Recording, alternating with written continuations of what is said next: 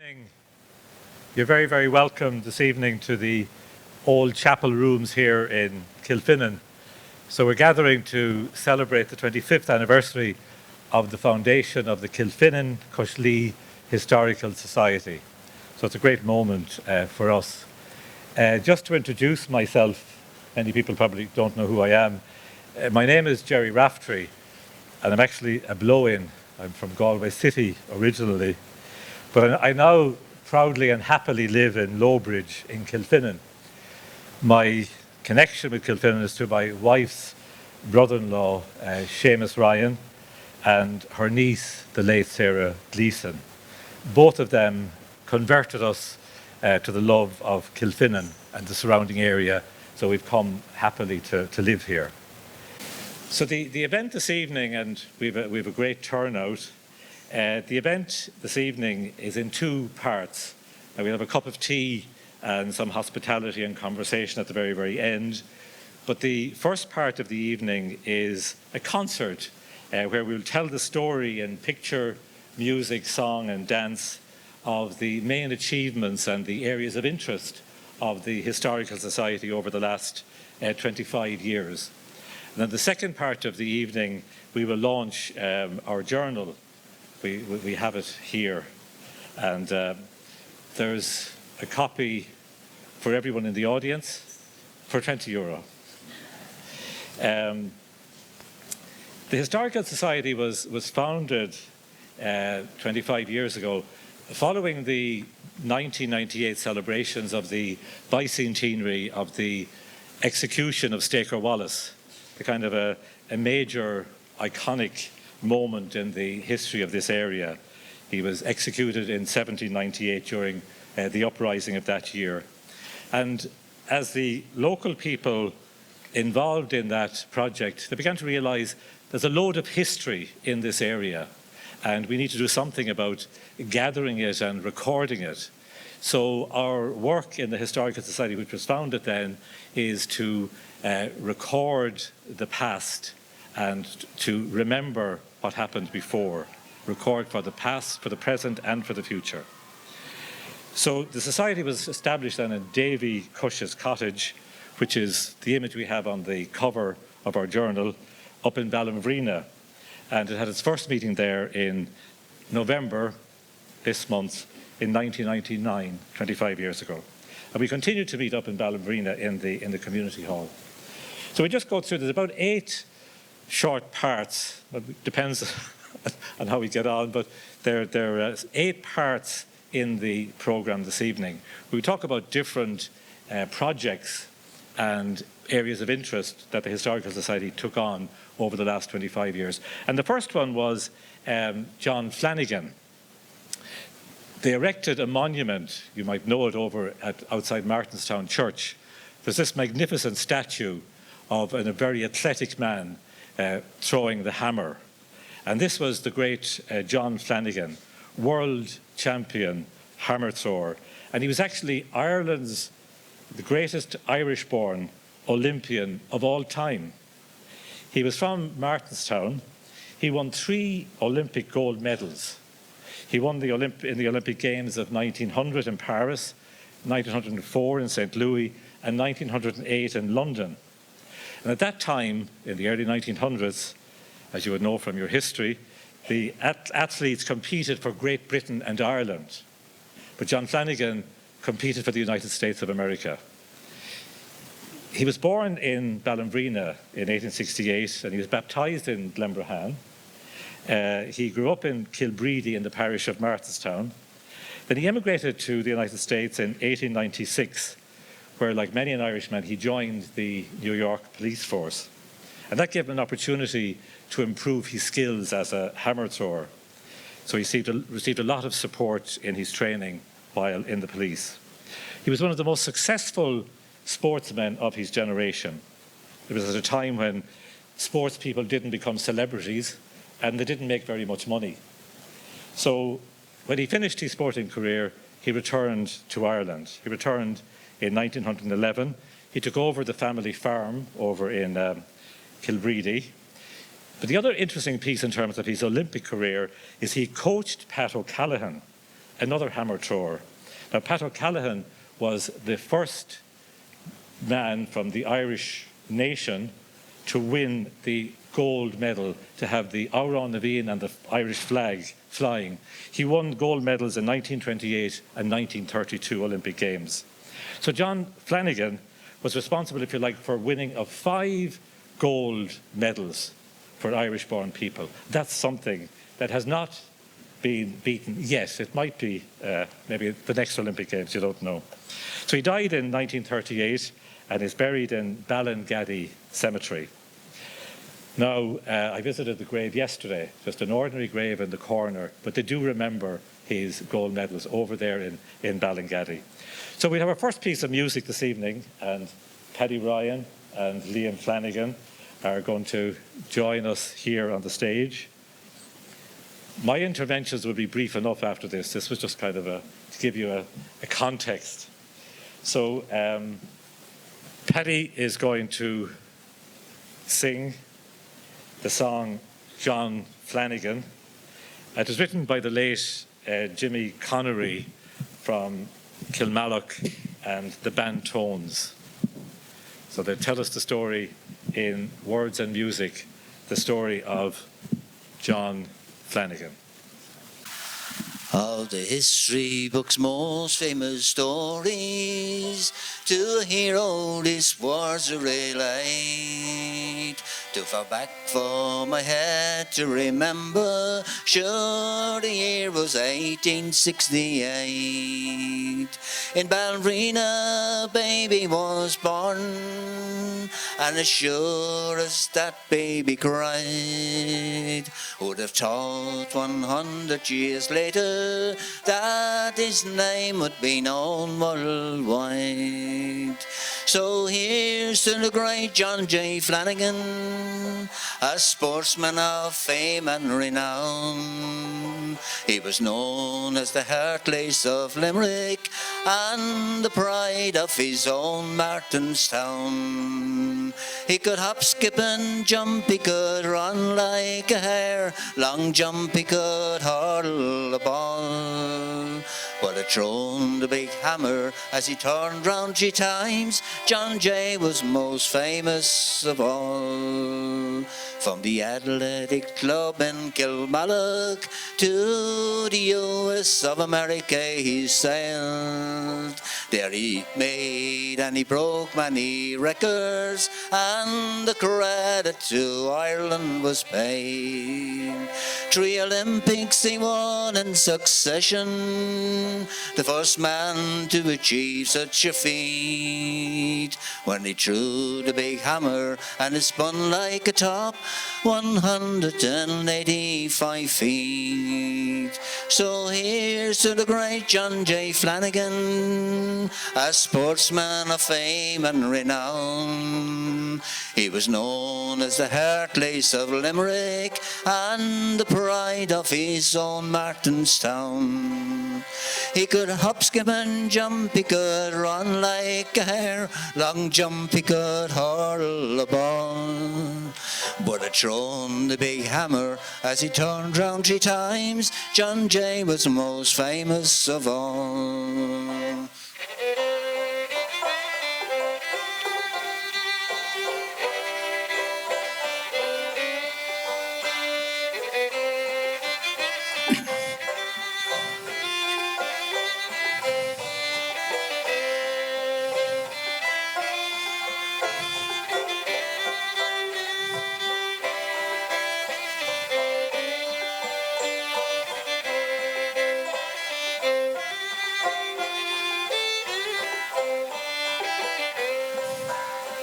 May his memory be never forgotten, and the glory he brought to our isle.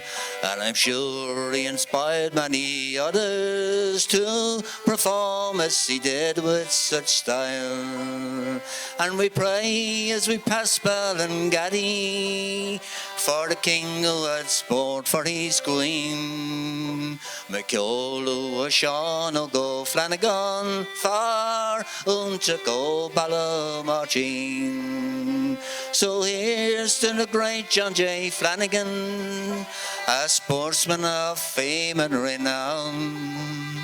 He was known as the Heartlace of Limerick and the pride of his own Martinstown. He could hop, skip and jump, he could run like a hare, long jump he could hurl a ball.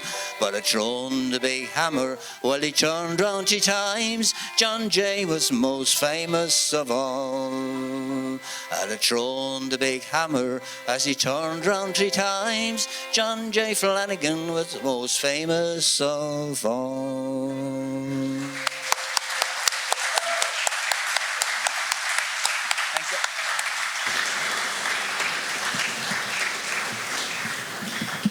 Thank you very much, Paddy, and Liam.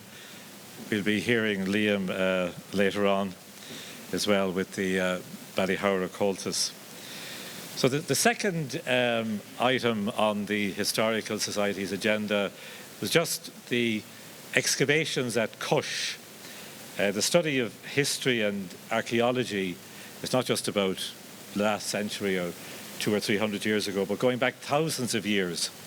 So we're fortunate in this area that a major piece of archaeological work was carried out on the slopes of Slieve, again over near Ballinvrida, in 1934 and 1935 by Sean P. O'Riordan, who was Professor of Archaeology at UCC. Now remember, the Irish state was just 10 or 11 years old at that stage in 1934 and 1935. It was a major investment, a major undertaking. And the following video now will show you the importance of this work and how people lived in this area over 3,000 years ago. Western slopes of Slieve. It is an area steeped in mythology, and this drew Sean P. O'Riordan, Professor of Archaeology in UCC, to investigate Cush. The excavation took place over 2 seasons in 1934 and 35. It was the first large-scale modern archaeological excavation undertaken by an Irish university. What Professor O'Riordan and his team uncovered revealed 3,000 years of life and death on the slopes of Cush, and we will briefly discuss some of his discoveries now. In the Western Field, Professor O'Riordan found a kist burial. A kist burial is a Bronze Age type of burial. They are a pit in the ground lined with stone, and in it you could find the remains of a skeleton or cremation burials. The date the Hill of Cush from is we have food vessel pottery remains that are dated to around 2000 BC to 1800 BC. So that's the early Bronze Age, and that's the earliest date we have for people living on the Hill of Cush.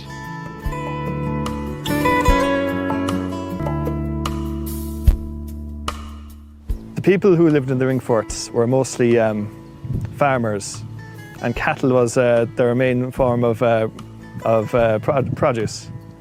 And from cattle, they also had the dairy products like milk, cheese, and butter. All but one of the ring forts had a souterrain associated with it. A souterrain is an underground tunnel roofed and walled by stone slabs. They could be used as a sort of fridge to store dairy products in a cool environment, and also as a place of refuge in the event of an attack.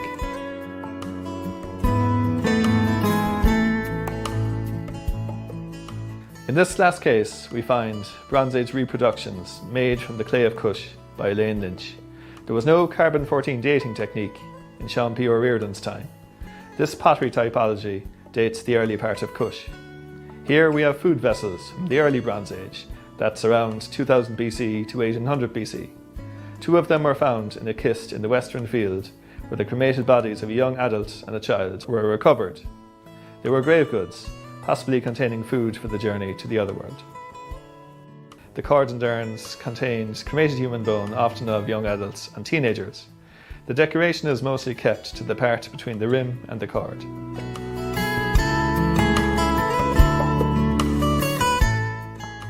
Pygmy cups often accompany cord and urn burials. They are sometimes called incense cups, as they are thought to contain some burnable substance. This handled pygmy cup is a particularly fine example. The significance of Cush is that it represents 3,000 years of settlement, from the early Bronze Age to around the 12th century AD. The earlier prehistoric burials brought prestige to the medieval people who built the ring forts next to them. Sean P. O'Riordan's excavation was the first major archaeological undertaking by the young Irish state. Its success can be measured by the fact that so many years later, the results of the Cush excavations can still be studied and assessed today.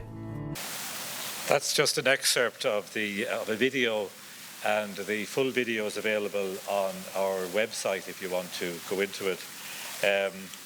We now have the Ballinbrina set, so we have members of the Ballyhowra Comhaltas Ceoltóirí. They're going to dance for us. So you can come up onto the stage, get yourselves ready now.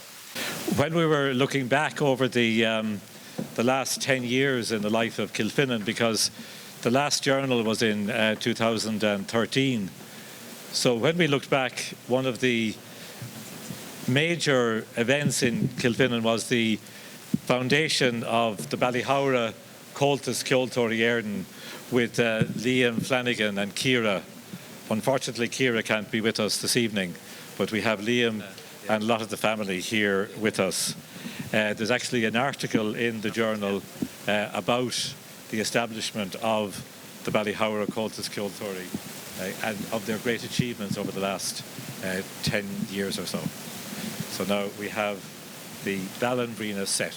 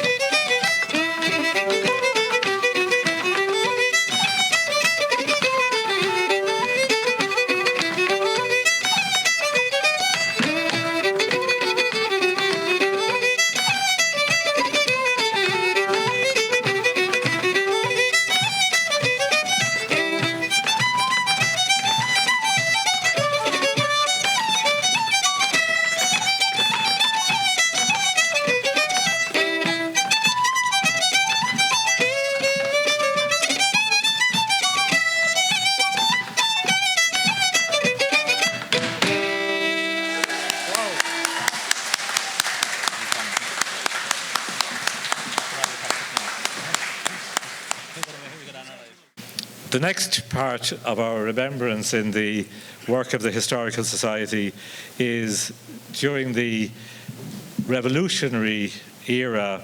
We've just come to the end of the decade of commemorations. We remember different events from the 1916 Rising to the War of Independence, the Treaty and the Civil War. And many men and women in the Coshlea area were involved in that period of revolution, and some of them died. We remember one of them, Paddy Clancy from Cush, who died following the Clonbannon ambush near Kanturk. He was staying in the home of Jack O'Connell, who was the commanding officer at the time, and they were surrounded by British forces, couldn't escape, and they were killed.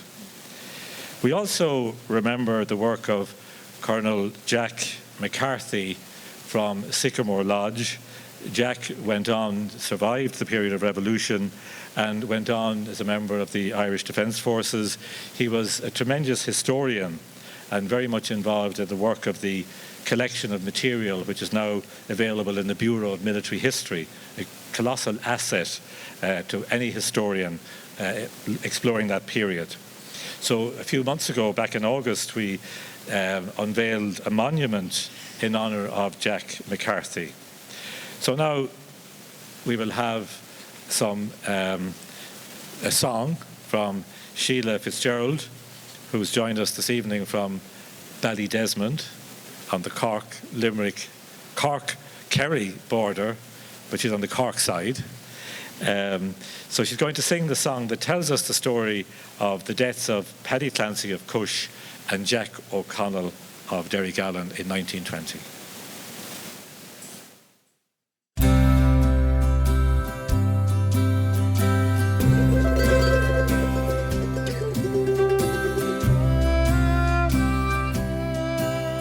On August 16th in the year 1920, two local young heroes of Sean Mylan's brigade were confined to their homes by a military unit because they were fighting for Ireland to stay.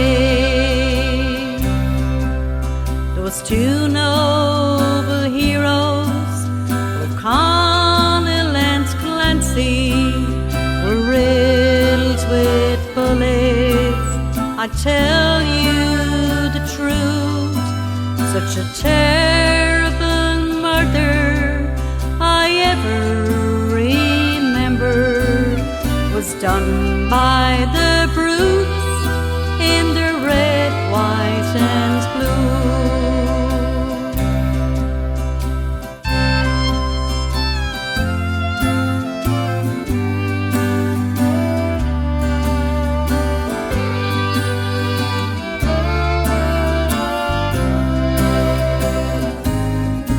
Way back in Drumcarragh, we heard that your charge was to lay down O'Connell to have his last breath, while in Martinstown graveyard we buried poor Clancy.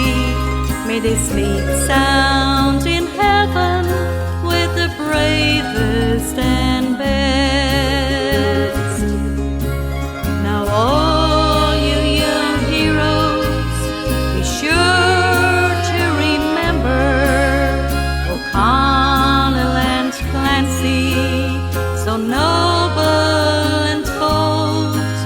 They have gone, but they lived for the Irish Republic, and they died beneath the flag of the green, white and gold.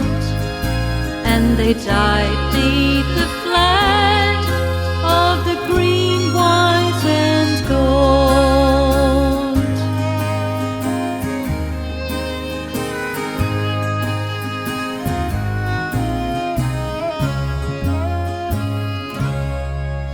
Thank you very much, Sheila. We'll have another song from Sheila in a moment.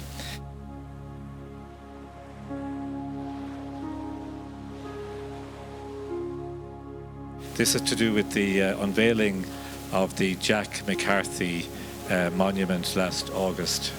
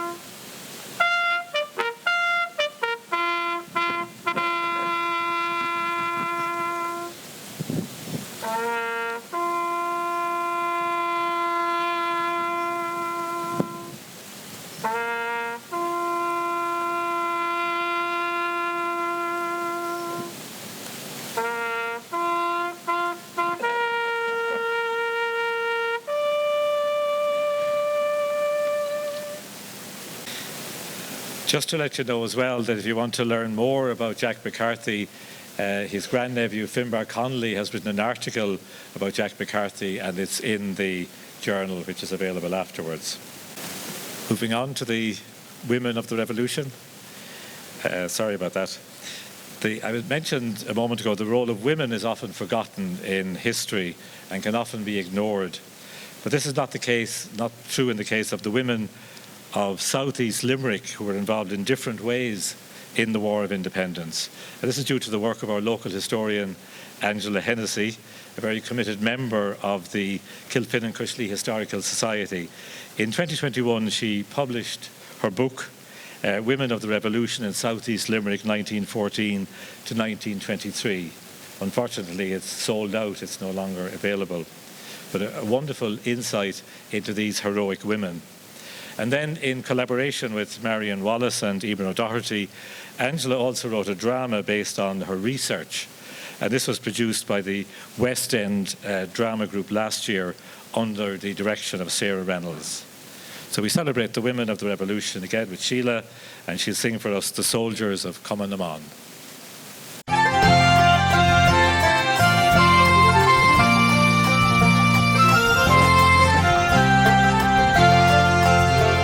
All honour to Oglip and the Heron, all praise to the men of our race, who in days of betrayal and slavery saved Erin from shame and disgrace.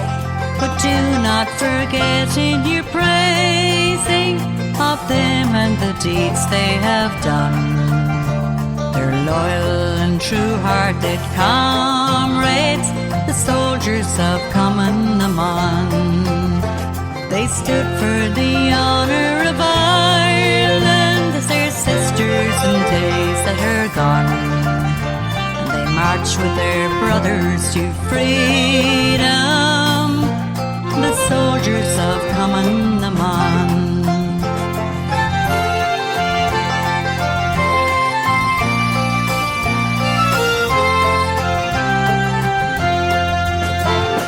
Great-hearted daughter of Ireland, who died for her sake long ago, who stood in the gap of her danger, defying the Sassenach foe, was ever more gallant or worthy of glory in high-sounding rant than the comrades of Oglip and the Heron, the soldiers of Cumann. They stood for the honour of Ireland as their sisters in days that are gone, and they marched with their brothers to freedom, the soldiers of Cumann.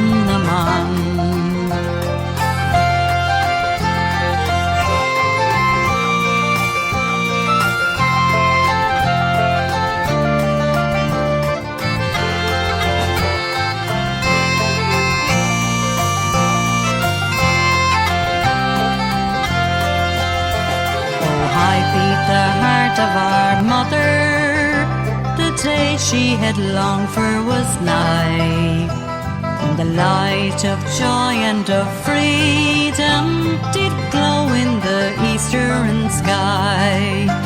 And none was honoured more proudly that morning by chieftain and clan than the daughters who served in her danger, the soldiers of common Amman. They stood for the honour of Ireland as their sisters in days that are gone. They marched with their brothers to freedom, the soldiers of common Amman. They stood for the honour of Ireland as their sisters in days that are gone. They marched with their brothers to freedom, the soldiers of common Amman.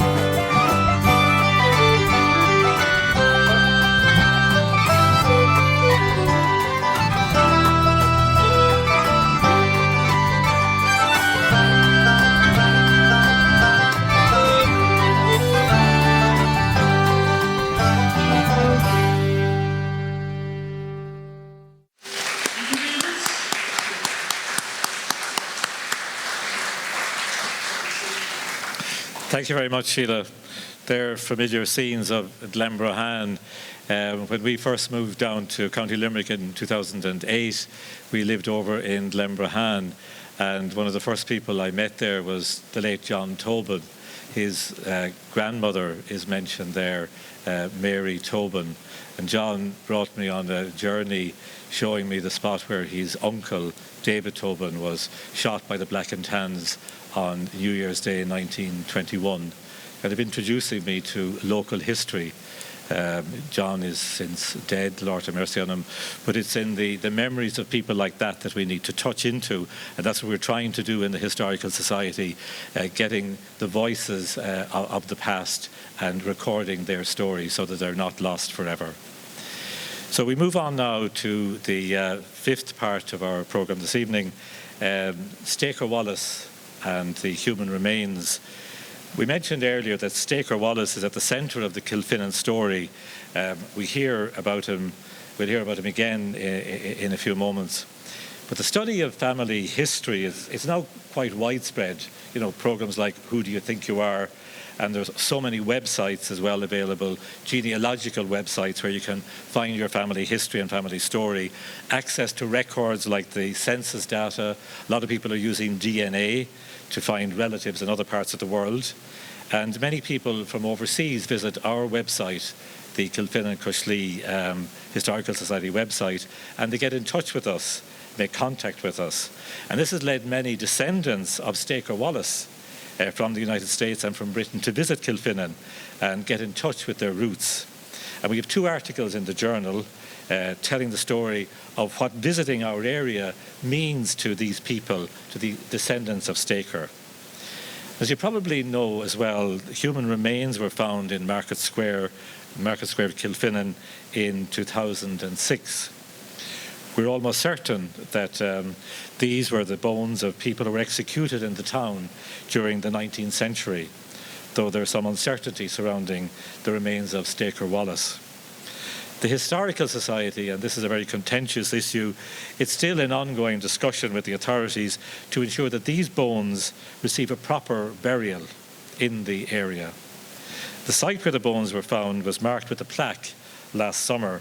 This was unveiled in the presence of some of the descendants of Staker Wallace from the United States who visited us last June. So we will now have music, video and words. So I'd invite Eilish Heffernan to recite the Staker Wallace poem. So Eilish, you're welcome on stage now. Staker Wallace. Have you heard of Staker Wallace, the defender who was hung beyond in Kilfinane town, the South Limerick Hills among? They chased him through the countryside, old Oliver's human hounds, before they ran the poor old men into the captain's wicked ground. They kicked and beat poor Staker before placing him in jail, because this poor old man on his comrades would not reveal. They said he wanted dead old Oliver, the local Sassenach, the man who took the land on which the people grazed their stock. Others of them said he swore an oath Ireland to liberate, and because of that oath, they'd hang him at the castle gate. They flogged poor Staker 600 times and 10. They taunted him and shouted down all the united men. The cowardly yeomen of Kilfinane were foremost in the fray, and on their bloodied hands Staker's blood now lay. His head is now upon a spike, in clay his body lies. The curse of Ireland upon Captain Oliver until he quickly dies. Now Irish men, united stay, unlike Oliver's human hounds. Your breed and seed will prosper when they are underground. The Frenchman soon will come around when the corn it is ripe, and we'll pay back blow for blow with French guns and our pikes. Poor Staker's head on the butter market looks down, where someday yet, don't forget, will fly the harp with no crown. It is our flag, I proudly brag, though now in shreds, like the hair that blows off poor old Staker's head. Now united men will rise again to fight another day and rid the land of the Sassenach band who now hold sway. Remember then such noble men as Limerick's brave Staker, who in heaven pray for our liberty unto his Maker.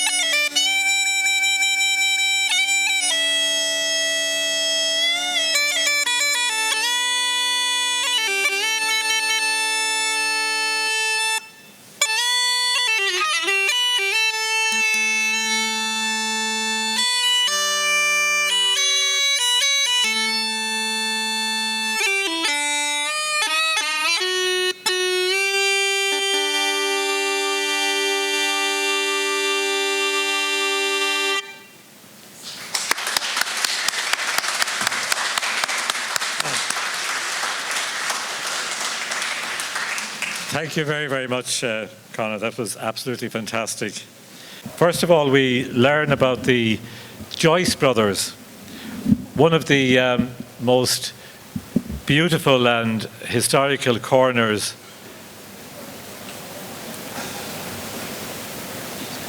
one of the most beautiful and historical corners of the area around here, I think, is Glenorsheen on the slopes of Seafin. There are still some Palatine houses there, and here too we find the homestead of the Joyce brothers. These 19th century local men, they made an enormous contribution to the collection of Irish music in the area. The Joyce brothers, going back to the Joyce brothers, Patrick Weston Joyce, he was a genius in the field of education and music. He was one of the great educationalists in Ireland and deeply involved in the training of teachers and the growth of the national school system in the 19th century. His brother Robert was also a teacher. He qualified as a doctor, but following the failure of the revolution, the rebellion of 1867, Robert went to the United States, where he was renowned in the area of medicine. He was lectured in Harvard University near Boston. So both of these men were real geniuses in education and medicine, but also their greatness for us is their collectors of music. And each year, the Ballyhowrah Comhaltas Ceoltóirí, they celebrate the work of these men with the annual Joyce Brothers Festival in the area. So Liam Flanagan, come forward, Liam. Liam is going to play an air from the Joyce collection.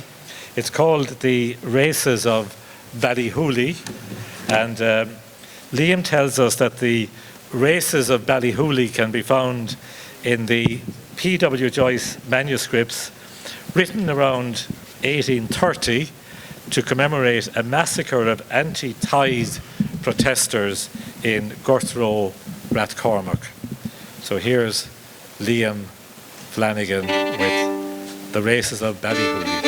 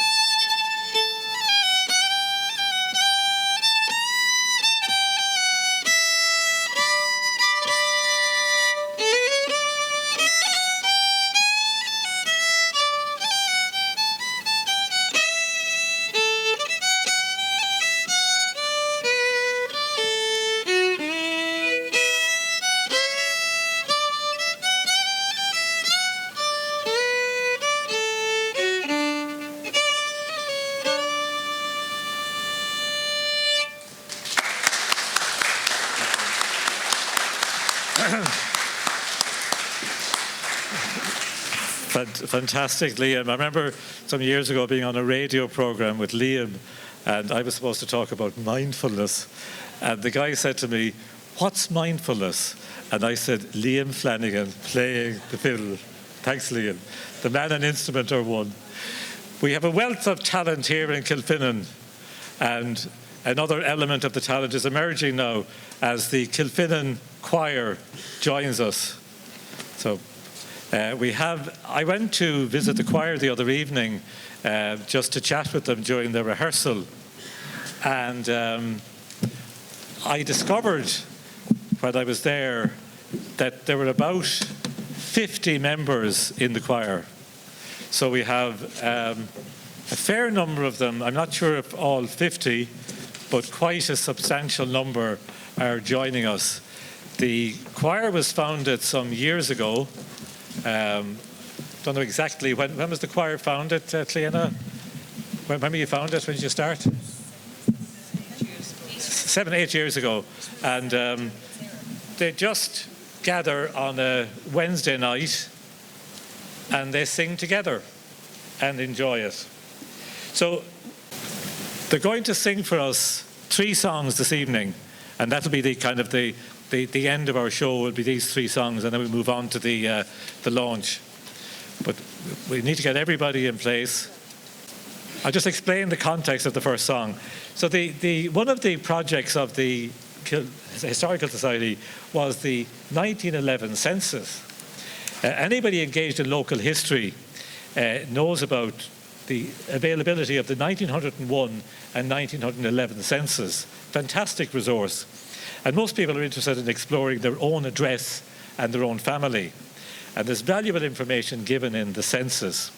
The Historical Society decided to go a step further, and it has identified 209 townlands in the Coshlea area and explored them in the 1911 census. It found additional information on addresses identified in 53 townlands. So then it began to explore further and got biographical detail and information about people living there in 1911 and knowing to some extent where they are now or where they had gone to after they left. And the 500 people, the details of 500 people. And you think a census might be boring. This makes it very interesting. And again, Finbar Connolly has a fascinating piece of work, an article in the journal which explains what this is about. And coming to our song, many of the Kilfinane Coshlea people who were living here in 1901, 1911, they emigrated to the United States. And the great song that we associate with Irish people abroad, "When Irish Eyes Are Smiling." First song from the choir.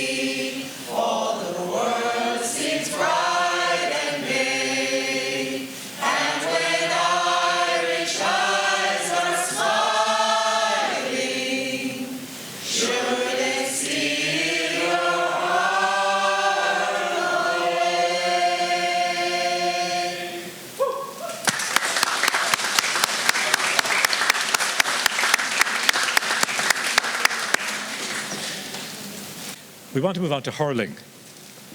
So that's why we're going to be singing Limerick, You're a Lady and Dreams. I mentioned earlier on that I come originally from Galway, and a cousin of my mother's, Tom Fleming, he played for Galway in the 1923 All-Ireland hurling final. Actually, it's 100 years ago this December, I think. It played in 24, and Galway beat Limerick. And then I was there in 1980, 57 years later, when Galway won their next All-Ireland, and Galway beat Limerick. But then on Sunday, the 19th of August 2018, Limerick beat Galway to, to win their first All-Ireland since 1973. My late brother-in-law, Seamus Ryan, was a mad Limerick fan. He was in Croke Park when they won in 1973, and he loved Blackrock too.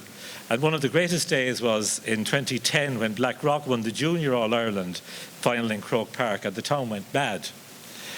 Kilfinane represented Limerick in winning the first All-Ireland in 1897. First ever Limerick winning an All-Ireland, represented by Kilfinane. So the county jersey is the Blackrock colours, green. And then if you look at the image of the Limerick flag, which is flying all over the place, and hopefully will be again in the coming year, you see an image of the town of Kilfinane. So Kilfinane is very closely associated with hurling and with Limerick. And I often watch Seamus Ryan watching Limerick matches, and he was madly enthusiastic. He'd rise to the great crescendo, roaring and shouting, colourful language at times, depending on what the referee was doing, or some players, particularly Tipperary ones, he didn't like. Now, sadly, Seamus died in December 2016, and he never saw Limerick win an All-Ireland again. But his grandchildren, Dara and Cueva, Dara is 15 and Cueva is 13, they have seen Limerick win 5 All-Irelands, and they had the joy of attending most of them, and maybe again this coming year. So we have 3 articles in the Curtin Journal about hurling. Some of them are from the glorious past, but there's one very entertaining and emotional one from Saoirse Bulfin, from the present great run. So now we celebrate Kilfinane and Limerick hurling with Limerick, You're a Lady and Dreams.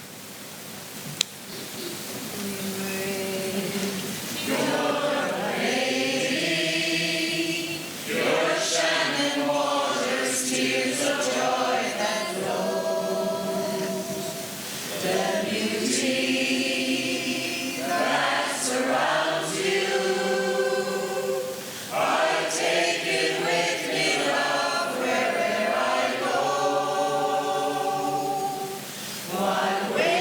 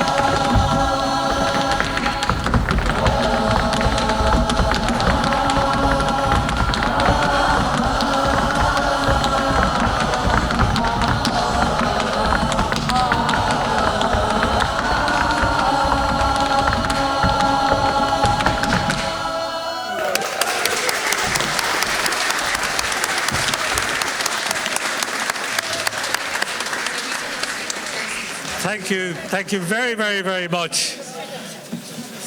Just really shows you how much talent there is here. And I think there were about 40 in the choir this evening. Anybody wants to join? Are you still taking? Diarmaid tells me they're still taking members. No, okay.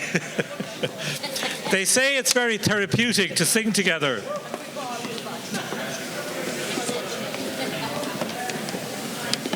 So everybody is safely returning to their seats.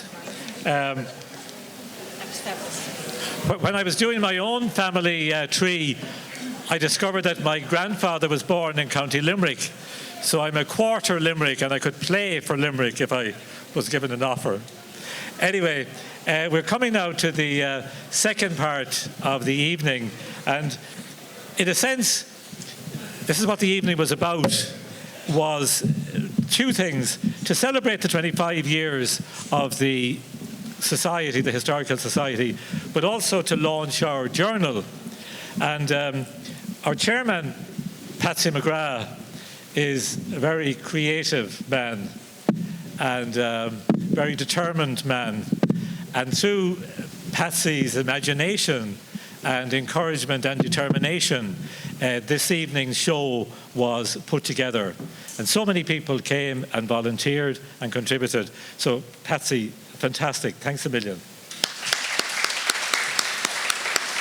Patsy is going to be annoyed with me now. I'm handing over to you, Patsy, to take over the rest of the evening. Thank you, Jerry, for those very kind words. Little I think, when we had our first meeting in Quishes, chaired by Pat Heffernan and a group of us to form the society 25 years ago, that we would have a night like tonight. I felt emotional there at times, to be quite honest about it, when I saw all the projects that were done and that presentation by you people tonight. All local people, community, this is what it's all about, and this is what we started out. I would like to thank all the people down through the years. Unfortunately, some of them have passed on, but they were great people for the society. We never had a big number of members, and still haven't, and I wish more might join, because we got great enjoyment out of it and still do. Now, a number of people I would like to thank. I would like to thank those who contributed articles and photos, particularly Kilfinane Photography Society, in particular Hughie Murphy, Grace O'Brien. Videos, photography and slideshow, Sheila Fitzgerald and Andrew O'Gorman.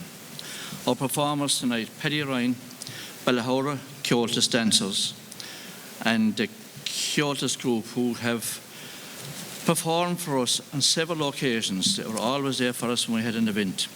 Liam Flanagan, Ciara Flanagan, Eilish Heffernan, Conor Ryan, Sheila Fitzgerald, Kilfinane Community Choir. You were beautiful tonight, and thank you very much with your leader, Cleona Maloney.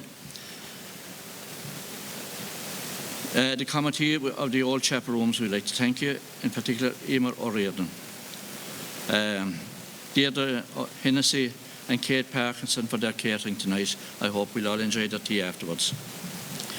I would like to thank the shops who previously sold journals for us, and they will be on sale tomorrow in Centre and Harry's here in Kilfinane, Creed's of Elton and Jimmy Ryan's and Ballylanders.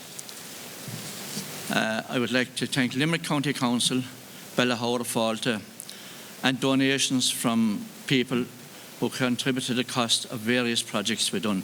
Only for them we would not be able to do what we did. The editorial committee, Jerry Rafferty, Angela Hennessy, Finbar Connolly and James O'Brien. They put in an immense amount of work to this journal, and I know you will enjoy it. And Abbey Printing, for their, as the lad said to me, for their patience and their skill in producing this journal. Now, I am going to ask Sister Patricia to launch the journal for us. We all know her. The amount of work she does in Kilfinane goes unnoticed, I think, at times, but she's a complete and out-and-out community person and a leader of people. So I'll ask Sister Patricia to to launch our journal.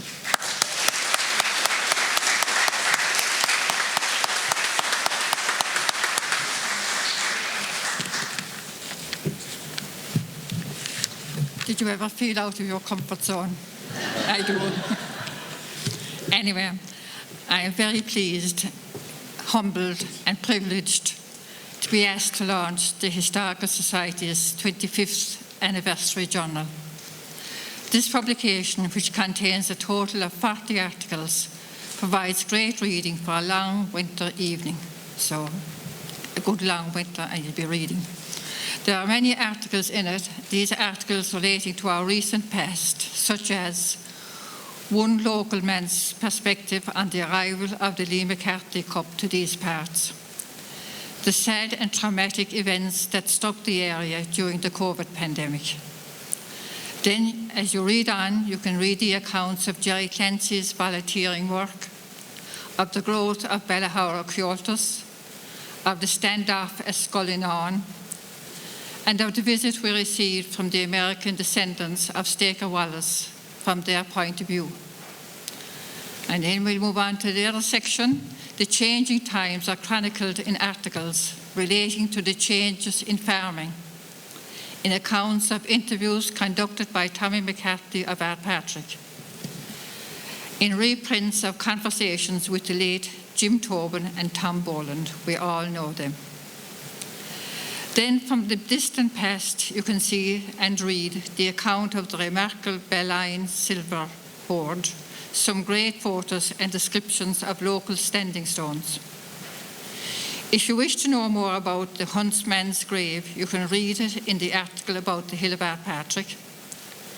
As you leave this building, you will pass by the grave of the Reverend George Wren, who was Church of Ireland rector of Kilfinane for 40 years.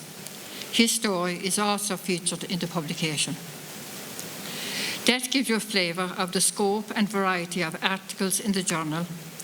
As it is a limited edition, I am sure you will be anxious to get your hands on a copy as quickly as possible so that you can declare this journal to be now launched. So, well done.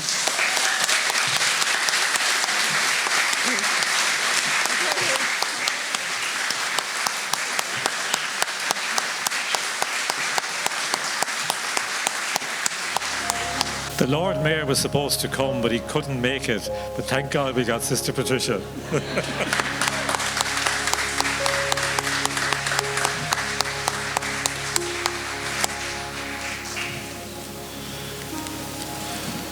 Well, I guess you could use for those. I'm known to have stand up for the altar. I'm known to have stolen out of every garden in the parish.